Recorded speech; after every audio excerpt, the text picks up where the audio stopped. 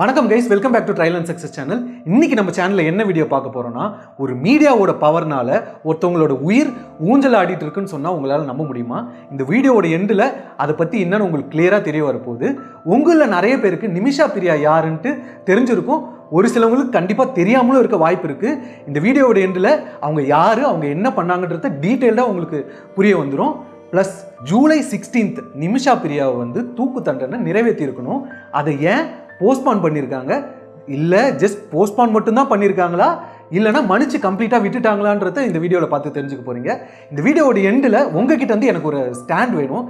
என்னன்னா, நிமிஷா பிரியாவுக்கு தூக்கு தண்டனை நிறைவேற்றணும்னு நீங்கள் நினைக்கிறீங்களா, இல்லை அவங்கள மன்னிச்சு விடணும்னு நினைக்கிறீங்களான்றத உங்கள் கருத்தை கீழே கமெண்ட்டில் மென்ஷன் பண்ணுங்கள்.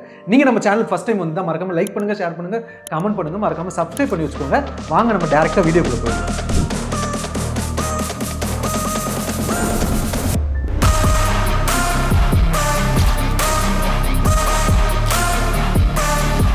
வீடியோக்குள்ளே போகிறதுக்கு முன்னாடி ஒரு சிலவங்களுக்கு ஒரு இன்ஃபர்மேஷன் சொல்லிடுறேன். நிமிஷா பிரியாவை பற்றி தெரிஞ்சவங்க கொஞ்சம் பேர் இருக்கலாம், அதை பற்றி சுத்தமாக தெரியாதவங்களும் கொஞ்சம் பேர் இருப்பாங்க. ஸோ ஒரு வீடியோ மொட்டையாக ஸ்டார்ட் பண்ணதுக்கு பதில் அதை பற்றின இன்ட்ரோ அவங்களுக்கு கொடுத்துட்டு ஸ்டார்ட் பண்ணுறது நல்லது. ஸோ தெரிஞ்சவங்களுக்கு இது ரிப்பீட்டேட்டிவாக இருக்கலாம், தெரியாதவங்களுக்கு புது நியூஸாக இருக்கும். ஸோ கொஞ்ச நேரம் அதை கேளுங்க. சப்போஸ் உங்களுக்கு அதை பற்றி தெரிஞ்சால் ஸ்கிப் பண்ணிட்டு டேரெக்டாக என்ன இன்ஃபர்மேஷன் உங்களுக்கு தேவையோ அங்கே நீங்கள் ஸ்கிப் பண்ணிட்டு போயிடலாம். ஸோ நம்ம செக்மெண்ட்டாக தான் பார்க்க போகிறோம். ஃபஸ்ட்டு செக்மெண்ட் என்னென்னா, ஹூ இஸ் நிமிஷா பிரியா? இவங்க யாரும் இல்லை, பாலக்காடில் இவங்க பிறந்திருக்காங்க. இவங்க நர்சிங் கோர்ஸ் பண்ணியிருக்காங்க. அவங்க ஃபேமிலி சுச்சுவேஷனால் 2008 யாமன் நாட்டுக்கு போயிட்டு ஒர்க் பண்ணலாம், ஆஸ் அ நர்ஸ் ஒர்க் பண்ணலான்னு போயிருக்காங்க. அது எங்கே இருக்குன்னா சவுதி அரேபியாவில் இருக்குது. அங்கே போயிட்டு ஒர்க் பண்ணிட்டு இருக்காங்க. ப்ளஸ் அவங்களோட ஃபேமிலிக்கு மணிலாம் அனுப்பிட்டு இருக்காங்க. இருந்துமே கொஞ்சம் கஷ்டமான சூழ்நிலை தான் போயிட்டு இருக்கு. அதுலேயுமே அவங்களுக்கு ஒரு மேரேஜும் நடந்துருது, குழந்தையும் பிறக்குது. 2014 வரைக்கும் அவங்க ஹஸ்பண்ட் கூட தான் அங்கே இருந்துட்டு இருக்காங்க. ரொம்ப குடும்ப கஷ்ட சூழ்நிலை காரணமாக அவங்க ஹஸ்பண்டையும் அவங்க பொண்ணையும் இங்கே கேரளாக்கே திருப்பி அனுப்பிடுறாங்க. அவங்க மட்டும் அங்கே தனியாக சம்பாரிச்சுட்டு அந்த காசை இங்கே அனுப்பிச்சிட்டு வந்துட்டு இருக்காங்க. ஒரு சுச்சுவேஷனுக்கு அப்புறம் அவங்க ஓன் பிஸ்னஸ் ஸ்டார்ட் பண்ணலான்னு ஒன்று நினைக்கிறாங்க. ஆனால் அங்கே ஓன் பிஸ்னஸ் ஸ்டார்ட் பண்ணோன்னா அங்கே இருக்க லோக்கல் சிட்டிசன்ஷிப் இருக்கிற ஒரு ஆளோட ஹெல்ப் இவங்களுக்கு தேவை. பார்ட்னர்ஷிப் மாதிரி வச்சுக்கிட்டா தான் அவங்க வெளியிலேருந்து வந்தவங்களாம் பிஸ்னஸ் பண்ண முடியுன்ற மாதிரி ஒரு ரூல் இருக்காங்க. அதனால் என்ன பண்ணுறாங்க, ஒருத்தர் கூட பார்ட்னர்ஷிப் க்ரியேட் பண்ணுறாங்க. இதுக்கு நடுவில் அவங்க ஹஸ்பண்ட் ஏன் திருப்பி போக முடியலன்னா, அந்த சுச்சுவேஷனில் அங்கே வார் மாதிரி ஏதோ நடந்துட்டு இருக்கு. அதனால அவங்க ஹஸ்பண்டால் திருப்பி போக முடியல. ஸோ அவங்க அங்கே தனியாக தான் இருந்துட்டு இருக்காங்க. இப்போ நம்ம வீடியோவோட 2வது செக்மெண்ட், ஹூ இஸ் தலால் அப்தோ மதி? இவர் யாருன்னா, அங்கே இருக்கிற லோக்கல் பிஸ்னஸ் பார்ட்னர் அப்படின்னு சொன்னால அவர் தான். நிமிஷா அவங்கள போய் அப்ரோச் பண்ணுறாங்க. சரி, நான் உனக்கு பிஸ்னஸ்க்கு சப்போர்ட் பண்ணுறேன்னு சொல்லிட்டு 2 பேரும் பார்ட்னராக ஒரு ஹாஸ்பிட்டல் ஒன்று ஸ்டார்ட் பண்ணிட்டு ரன் பண்ணிட்டு வராங்க. இப்போ தான் ஒரு பிரச்சனை ஸ்டார்ட் ஆகுது.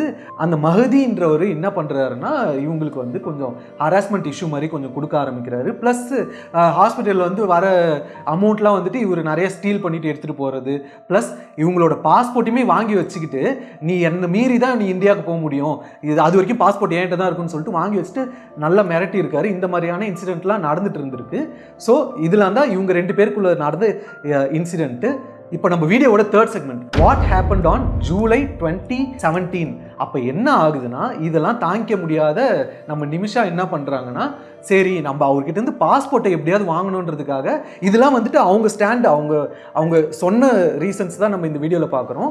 இது எங்கேயுமே ப்ரூவ் ஆச்சா என்னெல்லாம் தெரியல. இதெல்லாம் அவங்க சொன்ன ரீசன்ஸ், இதெல்லாம் ப்ரூவ்ன்ற மாதிரி சொல்லியிருக்காங்க. அதை நான் உங்ககிட்ட சொல்கிறேன். பாஸ்போர்ட்டை எப்படியாவது அவங்க கிட்ட இருந்து வாங்கணும்னு சொல்லிட்டு டிசைட் பண்ணிடுறாங்க. அதுக்கு நம்ம என்ன பண்ணலாம்னா, அந்த மஹதின்றவருக்கு மயக்க மருந்து கொடுத்துடலான்னு சொல்லிட்டு மயக்க மருந்து கொடுக்குறாங்க. அது என்ன ஆகிட்டு இருக்கு, ஓவர் டோசேஜ் ஆகிட்டு அவரு உயிரே விட்டுடுறாரு. இப்போ நம்ம நிமிஷா கொலையாளியாக ட்ரீட் பண்ணப்படுறாங்க. அவங்களையும் பிடிச்சிட்டு அரெஸ்ட் பண்ணிட்டாங்க. இதுதான் ஜூலை 2017 நடந்துச்சு.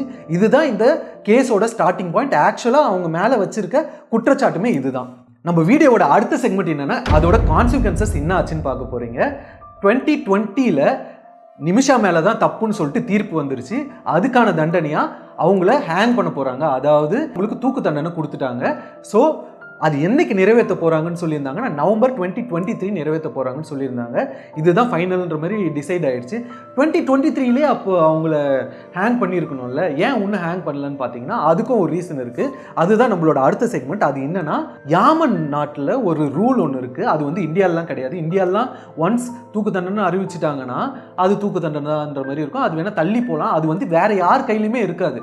இதில் ஆனால் யாமன் நாட்டில் என்னன்னு பார்த்தீங்கன்னா, விக்டிம், அதாவது யார் கொல்ல கொல்லப்பட்டாங்களோ அவங்க ஃபேமிலி மெம்பர்ஸ் நினச்சாங்கன்னா இந்த தூக்கு தண்டனை வந்துட்டு வேணான்னு சொன்னாங்கன்னா அதை வந்து ஸ்டாப் பண்ணுறது மாதிரியான ஒரு ரூல் இருக்குது. அதுக்கு என்னன்னா பிளட் மணின்ற மாதிரி ஒன்று கொடுப்பாங்க. பிளட் மணினா நத்திங் பட் எங்கள் பொண்ணு வந்து ஏதோ தெரியாமல் பண்ணிட்டா, எங்கள் பொண்ணு தயவுசெய்து மன்னிச்சு விட்டுருங்க, இந்த தூக்கு தண்டனையை வந்துட்டு கேன்சல் பண்ணுங்கள், நாங்கள் அதுக்கான காம்பன்சேஷன் என்னவோ அந்த அமௌண்ட்டை உங்களுக்கு தந்துடுறோம், நீங்கள் எங்களுக்காக கொஞ்சம் பாருங்கன்ற மாதிரிட்டு பொண்ணோட சைடு ஃபேமிலியில் இருந்துட்டு அவங்க போயிட்டு கேட்பாங்க. இதுதான் வந்து பிளட் மணின்னு சொல்லுவாங்க. அதை அவங்க வாங்கிட்டு சரி ஓகே உங்கள் பொண்ணை மன்னிச்சு விடலான்னு சொன்னாங்கன்னா தூக்கு தண்டனைக்கு முன்னாடி நாள் கூட அதை கேன்சல் பண்ணுறதுக்கான பவர் வந்துட்டு அந்த ஃபேமிலி மெம்பருக்கு இருக்குது. அதாவது அதுதான் வந்து இந்த பிளட் மணி. ஆனால் இப்போ என்ன பிரச்சனை நடந்துச்சுன்னா மஹதி அந்த ஃபேமிலி மெம்பர்ஸ் வந்துட்டு அந்த பிளட் மணியை அக்செப்ட் பண்ணுறதுக்கு ரெடியாக இல்லை. எதனால் ரெடியாக இல்லைன்னு பார்த்தீங்கன்னா அவங்க என்ன சொல்கிறாங்கன்னா no pardon it's a crime, அதாவது இதுக்கு மன்னிப்பு கிடையாது, இது வந்து ஒரு கிரைம் தான் அப்படின்ற மாதிரி அவங்க ஸ்ட்ராங்காக நிற்கிறாங்க. நிமிஷா வந்து மன்னிச்சு விடுறதா இல்லை. இதுக்கு நடுவில் என்ன நடந்துச்சுன்னா நிமிஷாவோட தூக்கு தண்டனையை ஜூலை 16, 2025 நிறைவேற்றுறதா கன்ஃபார்மாக முடிவே பண்ணிட்டாங்க. அதுக்கு முன்னாடி நாள் வரைக்குமே. ஆனால் நிமிஷாவோட ஃபேமிலிக்கு ஒரு வாய்ப்பு இருக்குது.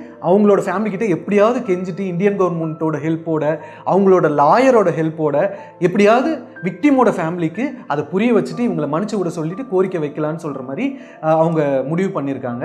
பட் அந்த ஃபேமிலி வந்து இறங்கி வரதாவே இல்லை. இதுக்கு நடுவில் நான் ஒருத்தவரை பற்றி சொல்ல போகிறேன். அவர் தான் வந்துட்டு சாமுவல் ஜெரோம். இவர் யாருன்னா இவர் தான் வந்துட்டு இந்த நிமிஷாக்காக அங்கே சவுதி அரேபியாவில் சப்போர்ட் பண்ணிட்டு இருக்காரு. இவர் வந்து ஒரு சோஷியல் ஆக்டிவிஸ்ட் மாதிரி இந்தியன் கவர்மெண்ட்டுக்கும் சவுதி அரேபியாவில் இருக்க அந்த மஹதின்ற ஃபேமிலிக்கும் ஒரு பிரிட்ஜ் மாதிரி இருந்துட்டு இவர் தான் பார்த்துட்டு இருக்காரு. ப்ளஸ் கோர்ட்லேயும் இவர் தான் பார்த்துட்டு இருக்காரு எல்லா விஷயத்தையும். இவர் வந்துட்டு என்ன சொல்கிறாருன்னா இந்த மீடியானால் ஒரு விஷயம் உடஞ்சே போச்சு, நான் வந்துட்டு அந்த மஹதின்ற ஃபேமிலிக்கு என்ன இஷ்யூன்றதை கொஞ்சம் கொஞ்சமாக புரிய வைக்கலான்னு சொல்லிட்டு ஒவ்வொரு ஹியரிங் அப்பையும் ஒவ்வொரு வீடு கட்டுற மாதிரி ஒவ்வொரு பிரிக்காக கட்டிட்டு வந்துட்டே இருந்தா இந்த மீடியா சேனல் அதை உடச்சி விட்டாங்க. என்ன போட ஆரம்பிச்சிட்டாங்கன்னா மஹதி ஃபேமிலி வந்துட்டு காசுக்கு தான் ஆசைப்படுறாங்க, காசுக்கு ஆசைப்பட்டுட்டு ஜஸ்டிஸ் வந்து வேணான்ற மாதிரி முடிவு பண்ணிட்டாங்கன்ற மாதிரி அங்கங்கே ஃபேக் நியூஸ் ஸ்ப்ரெட் ஆனவுடனே மஹதி ஃபேமிலியில் அவங்க ரொம்ப கோபமாயிட்டாங்க. அதுவும் முக்கியமாக மஹதின்றவரோட பிரதர் இருக்கார்ல அவர் ரொம்ப கோபமாயிட்டாரு.